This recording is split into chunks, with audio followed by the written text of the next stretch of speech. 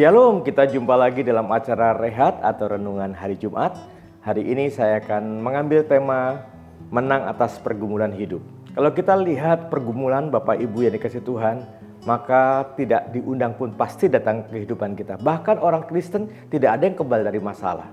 Setiap kita pasti menghadapi masalah, tapi pergumulannya dalam kehidupan kita bagaimana kita menangani masalah yang terjadi dalam kehidupan kita.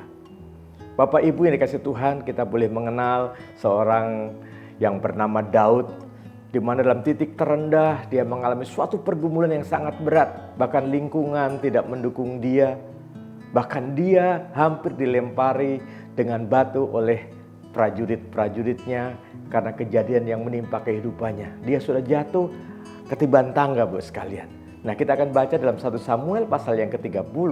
Kalau kita membaca dari ayat 1 sampai dengan ayat yang ke-6, maka di situ kita menemukan bagaimana kota Siklak itu dibakar habis oleh orang Amalek.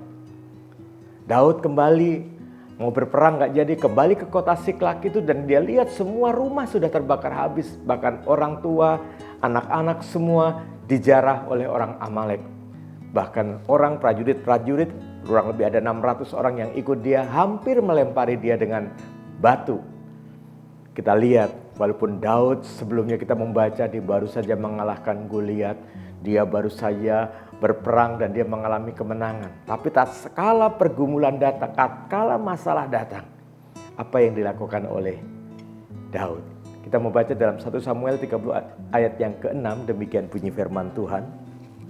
Dan Daud sangat terjepit karena rakyat mengatakan hendak melempari dia dengan batu. Seluruh rakyat itu telah pedih hati, masing-masing karena anaknya laki-laki dan perempuan. Tetapi Daud menguatkan kepercayaannya kepada Tuhan Allahnya. Banyak yang telah dihadapi atau dialami oleh Daud, tapi tatkala masalah datang dalam kehidupannya, dia tidak melupakan Tuhan. Dia menguatkan iman percayanya kepada Tuhan. Dengan apa Daud menguatkan iman percaya kepada Tuhan? Dia memanggil Imam Abiatar. Kemudian dia minta efod. Dan dia lalu bertanya kepada Tuhan. Dan dia berdoa kepada Tuhan. Tuhan, bolehkah aku mengejar mereka? Dapatkah mereka aku susul? Dan Tuhan menjawab, kejarlah. Kamu akan dapat melepaskan mereka. Dengan kekuatan dari Allah ini Daud, ya, dengan apa adanya, tanpa persiapan apapun, dia pergi untuk mengejar para tawanan itu. Nah, Bapak Ibu yang dikasih Tuhan, banyak masalah, banyak pergumulan. Betapa seringkali kita kalau udah punya masalah, kita lupa Tuhan. Bahkan yang kita ingat hanya masalah kita. Masalah kita besar, pergumulan kita besar. Kita lupa punya Tuhan yang besar, Bapak sekalian. Tapi Daud, sekalipun habis mengalahkan Goliat, tatkala masalah datang, dia menguatkan iman percayanya kepada Tuhan. Dia menjalin hubungan intim dengan Tuhan. Dan Tuhan menjawab doanya. Kemudian dengan bekal yang ada, dengan 600 tentaranya, dia mengejar orang Amalek. Ada pergumulan, ada persoalan. Tuhan gak pernah berjanji mengangkat persoalan di depan kita. Tapi yang Tuhan janjikan, Tuhan memberikan kekuatan kepada kita untuk melewati masalah itu. Dan Daud mendapatkan kekuatan daripada Tuhan, dia mengejar. Nah, Bapak sekalian, bayangkan mengejar dengan begitu banyak prajurit, 600 prajurit. Tetapi ya tidak semuanya fit badannya. Sampai di tepi sungai Besor 200 orang kelelahan. Nah, secara matematika gak mungkin Daud bisa mengalahkan orang Amalek dengan 400 tentaranya. Tapi Daud pegang janji Tuhan. Dia bisa mengejar dan dia bisa mengambil kembali semua yang dijarah oleh orang Amalek. Dengan kata lain, Bapak sekalian, jangan kita menyerah. Kita harus punya gairah. Ya, bersama dengan Tuhan kita bisa lakukan perkara yang besar. Bersama dengan Tuhan kita bisa mengalami kemenangan. Dan ini yang ada Daud. Daud tidak menyerah. Banyak orang mundur sebelum bertempur. Tapi kita lihat Daud. Sekalipun secara logika, secara matematika gak mungkin bisa menang atas orang Amalek. Tapi dia pegang janji Tuhan. Dan dia pergi ya bersama dengan 400 itu. Nah, Tuhan bisa buat mujizat, Bapak sekalian. Tiba-tiba ditemukanlah seorang yang sudah lemah, tidak berdaya. Ternyata dia adalah budak orang Amalek. Waktu dia ikut berperang, dia mengalami kemenangan dari pulang dengan sukacita. Di tengah perjalanan budak ini sakit, Bapak sekalian. Kemudian tuannya membuang saja di padang belantara. Kita bisa bayangkan bagaimana keadaan orang atau budak itu. 3 hari 3 malam dia ada di padang belantara tanpa makan, tanpa minum, sekalian. Di padang belantara, mungkin kalau malam dia kedinginan, tapi kalau siang dia kepanasan. Mungkin dia dehidrasi juga, sekalian. Sehingga waktu ditemukan oleh prajurit-prajuritnya, Daud dibawa kepada Daud. Dan Daud bertanya kepada dia nggak bisa jawab, sekalian. Karena apa? Kelemahan tubuhnya. Kemudian di sini kita lihat Daud di tengah-tengah penderitaannya, di tengah-tengah pergumulannya, dia tetap ada kasih di dalam kehidupannya. Kemudian Daud dengan bekalnya yang ada, dia kasih kue arah kepada budak itu, kasih minum. Kemudian ditanya sama Daud, siapa sebenarnya kamu itu? Dia belum bisa jawab karena kondisi tubuhnya yang begitu lemah. Kemudian kita lihat apa yang terjadi. Daud pasti punya bekal lagi, mungkin itu bekal yang terakhir, yaitu 2 buah kue kismis, sekalian. Dan akhirnya 2 buah kue kismis itu diberikan kepada budak yang sudah sekarat tadi itu. Kemudian dikasih minum. Apa yang terjadi, sekalian? Saat Daud bertanya sama dia bisa menjawab. Dia mendapatkan kekuatan. Dan akhirnya apa? Daud berkata, sebetulnya siapa kamu ini? Dan orang yang sakit, yang sudah lemah, budak ini yang tidak berdaya ini berkata, wah, kemarin 3 hari yang lalu saya ikut menyelesaikan atau membakar kota Daud. Kita jarah semua yang ada di situ dan kita bawa ke Amalek. Nah, waktu saya pulang saya sakit dan saya dibuang. Dan saat ini saya berada sendirian di padang pasir ini, tapi ketemu dengan prajurit Daud dan akhirnya karena kasih Daud tadi, seharusnya dia membutuhkan bekal itu, sekalian.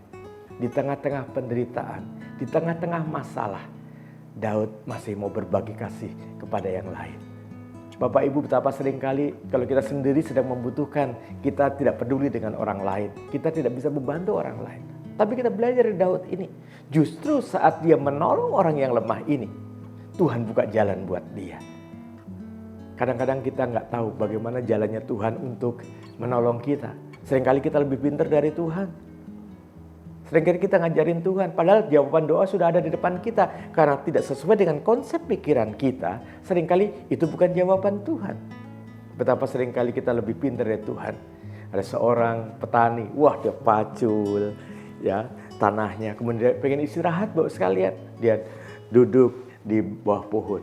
Nah, tatkala dia lihat pohon itu, ternyata pohonnya besar, sekalian. Tapi buahnya kecil-kecil. Ternyata dia di bawah pohon kelengkeng, sekalian. Pohonnya besar, buahnya kecil. Kemudian tatapan dia berubah ke bawah. Dia lihat pohon semangka, batangnya kecil, buahnya besar. Dia berpikir, Tuhan ini salah taruh ini. Mestinya buah lengkeng pohonnya besar, buahnya besar. Nah, ini pohon semangka, batangnya kecil, buahnya kecil. Kemudian dia tertidur dan dia dibangunkan karena buah lengkeng itu jatuh di atas kepalanya, beletak. Dan dia berkata, untung buah lengkeng kecil. Coba kalau besar, nggak bangun lagi, sekalian. Nah, seringkali kita seperti itu. Kita ngajarin Tuhan, oh jawaban Tuhan kok seperti ini, seperti itu. Bebaskan Tuhan. Izinkan Tuhan berkarya dalam kehidupan kita. Tuhan punya banyak macam cara untuk menolong kita. Dan Tuhan kita tidak terbatas. Daud di tengah-tengah terjepit, di tengah-tengah kesengsaraannya, dia masih mau berbagi kepada orang lain. Dan akhirnya Daud bertanya, kamu tahu dong dibawa kemana itu para tawanan? Ya saya tahu, saya kan dari sana. Dan akhirnya Bapak sekalian, Daud dituntun oleh orang yang ditolongnya tadi.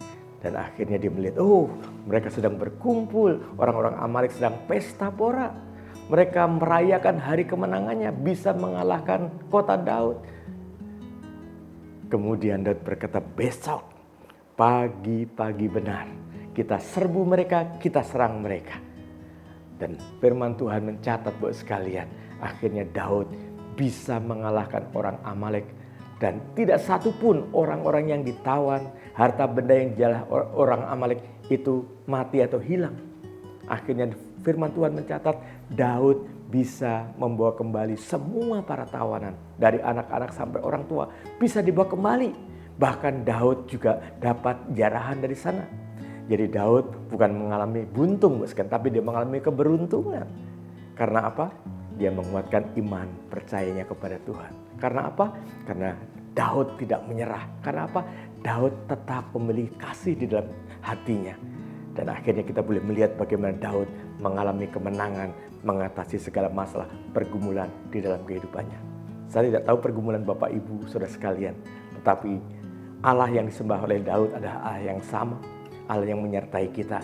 Sebab dia berkata, Immanuel, Allah beserta dengan kita. Banyak hal yang kita dengar saat ini, peperangan dan lain sebagainya membuat hati kita gelisah. Tapi kita bersyukur punya Allah dan kita boleh berkata bersama dengan Tuhan aku tenang, dekat dengan Tuhan aku tenang. Sehingga masalah pergumulan tidak lagi menjadi beban dalam kehidupan kita. Tapi boleh merupakan pengalaman untuk kita hidup bersama dengan Tuhan. Dan kemenangan, kesaksian akan muncul di dalam kehidupan kita. Saya tidak tahu pergumulan Bapak Ibu, tapi yang saya tahu Tuhan ada Allah yang sama yang sanggup menolong kita. Mari kita berdoa untuk firman Tuhan pada hari ini. Bapa, kami sungguh bersyukur, kami punya Allah yang hidup, Allah yang berkuasa, Allah yang banyak punya macam cara untuk menolong kami. Dan kami percaya Tuhan, Engkau pun mampu menolong kami pergumulan apapun yang kami hadapi. Baik dalam rumah tangga, baik dalam pendidikan, baik dalam pekerjaan. Kami percaya Engkau Allah tidak pernah meninggalkan kami. Kemenangan akan menjadi bagian dalam kehidupan kami. Masalah tetap ada, pergumulan tetap ada. Tapi kami percaya Allah pun tetap ada menyertai kami. Allah yang menjanjikan kemenangan, kebebasan, bahkan kesembuhan di dalam kehidupan kami. Terima kasih Tuhan, dalam nama Tuhan Yesus Kristus, kami menerima kemenangan, kami menerima jalan keluar, kami menerima kesembuhan. Haleluya. Amin. Puji Tuhan, Tuhan Yesus memberkati.